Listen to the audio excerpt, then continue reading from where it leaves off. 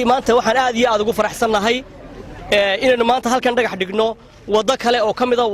mashaariicdii 2018 dawladda hoose ay maxay ay qorshaysay kana mid aha mashaariicdii ka dhashay dadweynaha reer wada jir inay keensadaan mashruucan idinka lahaa xildhibaanada golaha deegaanka ee gaar ahaan halkan taagnana aad iyo aad bay uga shaqeeyeen horaato iyo dambaysaba ilaa xalay way ku howl jireen iyagana waxaan u soo jeedinaynaa ammaan iyo maxay tahay bogaadin gaar ah baan u soo jeedinaa runtii dhamaantood iyagoo isku duuban oo hareerahayga taagan wadadani iskuma xidhayso oo kaliya wada jir wadadani waxa isku xidhaysaa xaafadda wada jir magaaladii hoose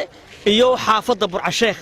waa wadada ugu ballaaran runtii dusha ka soo laaban doonta magaalada marka magaalada dhanba isku xidhaysaa waana qayb kamid ah horumarka degmada iyo xaafadda aad iyo aad baan maaragtay ugu faraxsanahay inaanu dhagax dhigno waana wadadii saddexaad ee isla iminka bil gudaheed aanu dhagax dhigno kuna sii sagootayno 2018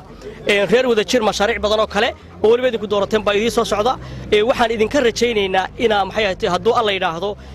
wax qabad kasta oo soo dhaweysaan aniga farxad gaar ah bay tahay xaafadana waa xaafadii aan ku dhashay waana xaafadii aan ku barbaaray kama soo shaqeyn wadadan inay hirgasho aanu kama soo shaqeynin